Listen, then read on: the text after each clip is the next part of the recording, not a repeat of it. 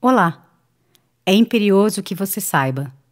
Este podcast foi inspirado na milenar obra As Mil e Uma Noites e em relatos, notícias e histórias que tratam de temas relacionados à violência contra a mulher. Caso você seja sensível a esses temas, recomendamos cuidado antes de continuar a escuta. Este podcast não é indicado para menores de 16 anos. Episódio 2. Malala, a Mulher Castigada e Mahsa Amini. Em tempos sombrios de homens ocos e almas desertas, havia um rei que vivia na ilusão. No meio de sedas e concubinas, divinos manjares, não suspeitava que tudo era em vão.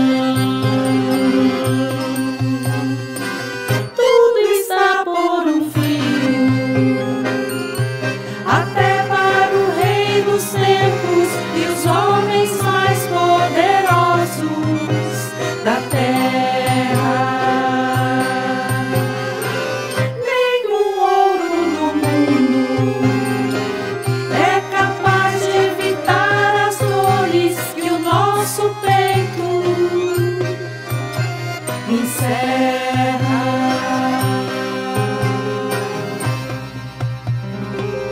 Eu, Sherazade, aviso que essas histórias têm por meta o benefício de quem as ouve. Elas são plenas de decoro e com significados agudos, e podem nos levar ao deleite mesmo em momentos de amargura. Essa preciosa obra conta o que nos sucedeu e tem nos sucedido desde tempos imemoriais. Eu lhes contarei histórias espantosas, insólitas, e essas histórias devem ser gravadas com agulha na retina. O churururu, mama, o chururu, o churururu, lite o chururu, si feshimazie, si fetlimazie, gerbayete late, navuret mamuye.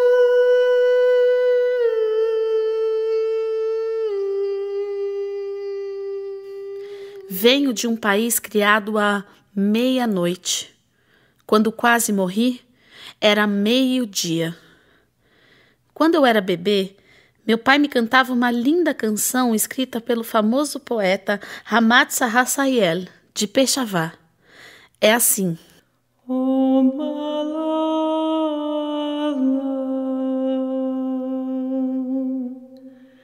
di my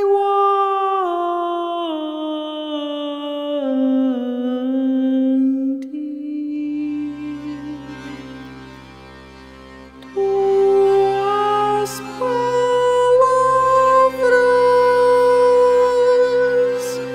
movem mundos.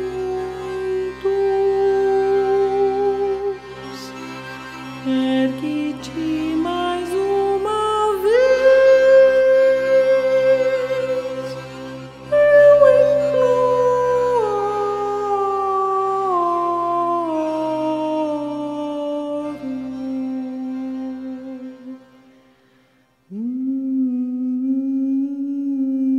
Mamãe acabara de me ter colocado ao mundo durante a madrugada, quando a última estrela se apaga.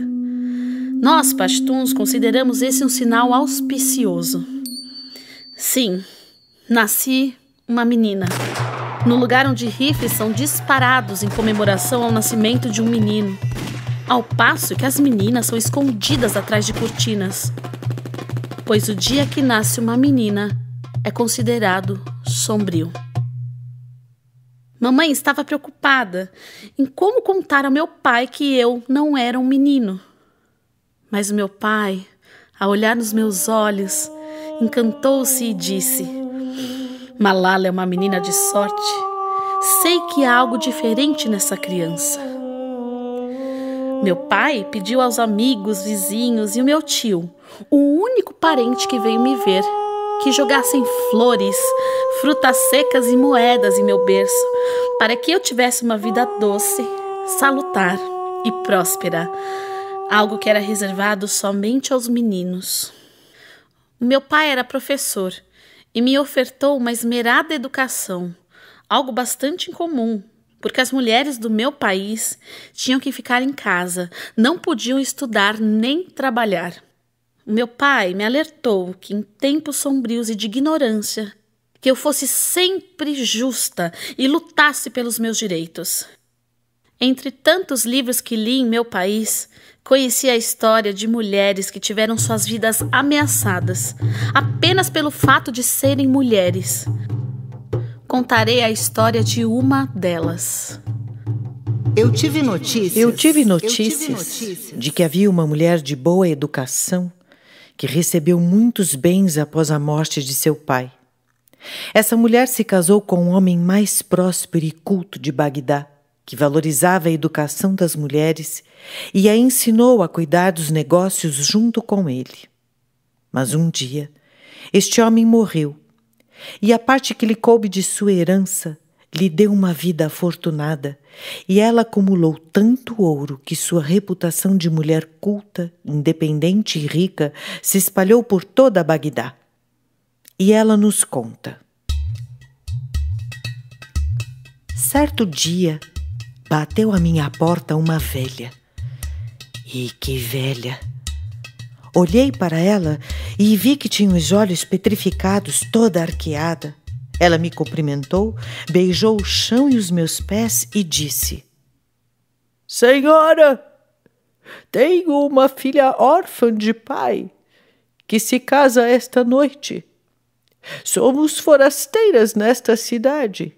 Ninguém de reputação iria à minha casa. Lhe suplico que compareça esta noite a fim de que outras mulheres de respeito também compareçam, deixando minha pobre filha feliz com sua presença. A velha chorou e implorou mais de uma vez. O meu coração se compadeceu. Não podemos recusar os convites das visitas, mesmo quando são inconvenientes.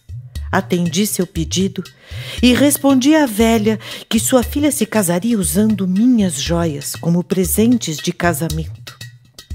A velha agradeceu, beijou novamente os meus pés e se retirou. Eu, sem saber o que o destino reservava, confiei na velha e me preparei. Ao cair da noite, ela veio me buscar. Se pôs a caminhar na minha frente e, quando chegamos à sua casa, vi que oferecia uma ostentosa festa de casamento.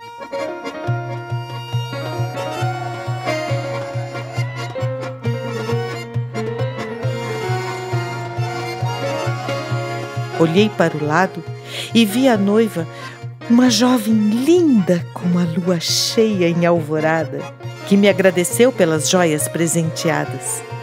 Então, me apresentou seu irmão, o jovem mais gracioso dentre os rapazes, de boa altura e constituição, dono de uma beleza e perfeição.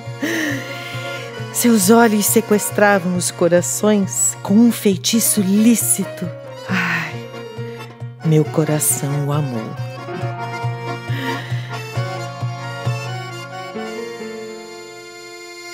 Tempos depois, tratamos de nosso contrato de casamento. O rapaz estabeleceu a condição de que eu não poderia ler, escrever, nem olhar e nem dirigir a palavra a nenhum outro homem. E só se convenceu depois de me obrigar a fazer juras imensas. Não me dei conta do que assinava e do que o futuro me reservava. Nos casamos. Fiquei muito feliz. Eu não tinha preocupação nenhuma e permanecemos em tal situação por um mês completo. Certo dia, pedi autorização ao marido para ir ao mercado fazer compras, acompanhada da velha, que agora era minha sogra. Ele consentiu, não sem antes me lembrar do juramento. Eu não poderia ler, nem escrever, e nem poderia olhar ou dirigir a palavra a outro homem. Quando entrei no mercado, minha sogra me disse: "Cara senhora, existe aqui um mercador, rapazinho muito jovem, que possui uma belíssima loja com livros, papéis, joias e sedas maravilhosas." Pedi a ela que solicitasse ao rapaz que me mostrasse somente os tecidos. Minha sogra foi falar com ele e retornou dizendo: "Senhora, ele não venderá mercadorias nem por todo o ouro e prata do mundo, somente em troca de um beijo no meio do seu rosto." "Claro que não! Sabe do meu juramento?" Minha sogra insistiu: "Cara senhora, nem você dirigirá a palavra e o olhar a ele, nem ele a você. Basta curvar um pouquinho o rosto e ele vai beijá-la, e é só." Assim, encorajada por minha sogra, tirei o véu, debrucei o corpo sobre o balcão e estendi-lhe a face, e ele me mordeu o rosto, arrancando um pedaço. Desmaiei de dor por alguns instantes. Ao acordar, vi que o rapaz havia sumido e o sangue escorria pelo meu rosto. Minha sogra demonstrava tristeza, se desculpou e pediu que eu não fizesse escândalo, pois trataria do meu ferimento. Então retornei para casa com o rosto coberto, sangrando e sentindo muita dor. À noite, meu marido veio me ver e perguntou: "O que você tem, querida? E esse ferimento no rosto? Como foi que isso aconteceu?" Cada vez mais fui enrolando a língua com minhas respostas e, tomado de ciúme, meu marido deu um grito e vieram em minha direção 3 homens enormes. E, seguindo as ordens de meu marido, me arrancaram da cama e me despiram. Um dos homens segurou minha cabeça, o segundo homem segurou minhas pernas e o terceiro homem apontou uma pistola preta, uma Colt 45 para minha cabeça. O meu marido gritou sem me escutar: "É este o castigo da mulher que trai o juramento?" Quando eu era Malala, foi essa acusação que eu também escutei. O juramento que eu traí? Ser menina é lutar por educação. No dia 9 de outubro de 2012, fui baleada por membros do grupo terrorista Talibã, quando voltava para casa em uma van, junto com outras estudantes, após uma manhã de provas na escola. O primeiro tiro da pistola Colt 45 entrou perto do meu olho esquerdo e saiu debaixo do meu ombro. Caí com sangue escorrendo do meu ouvido. Eles pensaram que eu havia morrido. Largaram-me caída no chão, quase morta, e pensei no meu destino, doce, próspero e salutar. Eu fiquei em coma por 4 meses. Há certas leis e costumes do meu país que sou contra e luto até hoje para que se modifique. Quando eu era pequena, sempre pensava no nosso código de conduta, sobretudo no que dizia respeito às mulheres, e me perguntava: por que a vida de uma mulher tem que ser arruinada? Temos um ditado em nosso país: sem honra, o mundo não vale nada. No mundo, há 2 forças. Uma é a espada e a outra a educação. Há ainda uma terceira força, mais poderosa, a das mulheres. Em 2014, com 17 anos, me tornei a ativista mais jovem a receber o Prêmio Nobel da Paz. Notícia publicada no site BBC Internacional em 21 de setembro de 2022. Protestos no Irã. Polícia da Moralidade é alvo de ira após morte de mulher presa por causa de véu.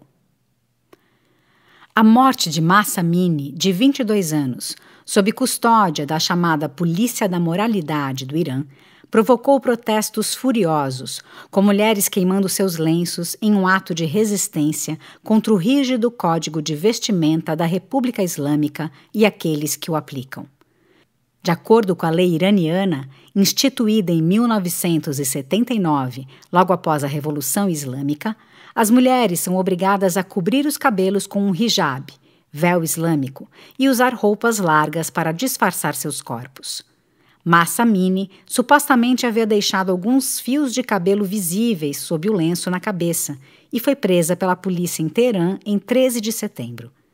Ela entrou em coma logo após desmaiar em um centro de detenção e morreu 3 dias depois no hospital. Sua morte é atribuída ao espancamento por parte da polícia. As restrições levaram a um aumento nas prisões, mas também provocaram um aumento no número de mulheres postando fotos e vídeos de si mesmas sem véu nas redes sociais, algo que se intensificou ainda mais nos dias seguintes à morte de Amini. As mulheres começaram a tirar seus hijabs e agitá-los no ar durante seu funeral. Nos dias que se seguiram, elas saíram às ruas em todo o país e algumas foram filmadas incendiando seus hijabs e sendo aplaudidas por manifestantes masculinos. A ativista Ali Nejad nos disse: "O que me deixa muito emocionada e esperançosa é que esta é a primeira vez que essas meninas não estão sozinhas. Agora, os homens estão juntos com as mulheres."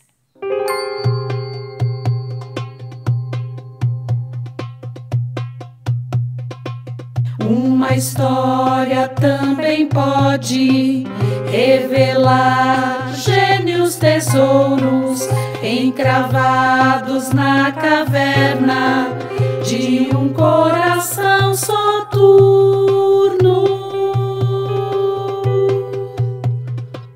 Enganar a morte certa, fiar reinos de justiça.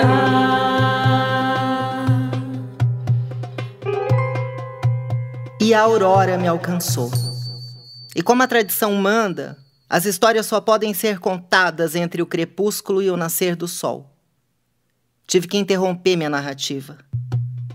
Na próxima noite, se for poupada e viver, eu, Sherazade, lhes contarei uma nova e espantosa história.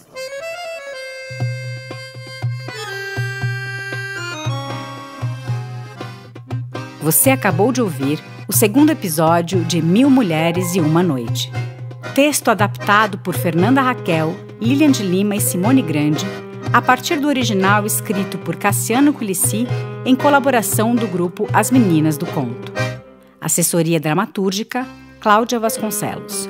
Atrizes: Daniele Barros, Fernanda Raquel, Helena Castro, Joyce Jane, Lilian de Lima, Lívia Salles, Norma Gabriel e Simone Grande. Atriz convidada, Fábia Miraços. Musicistas, Ana Rodrigues e Helena Castro. Concepção e edição sonora, Helena Castro. Criação da trilha original, Cris Bosch, Fernanda Maia, Helena Castro, Lilian de Lima e Norma Gabriel. Captação, edição e mixagem de som, Daniel Krotozinski. Coordenação artística, Eric Novinsky. Uma realização do grupo As Meninas do Conto.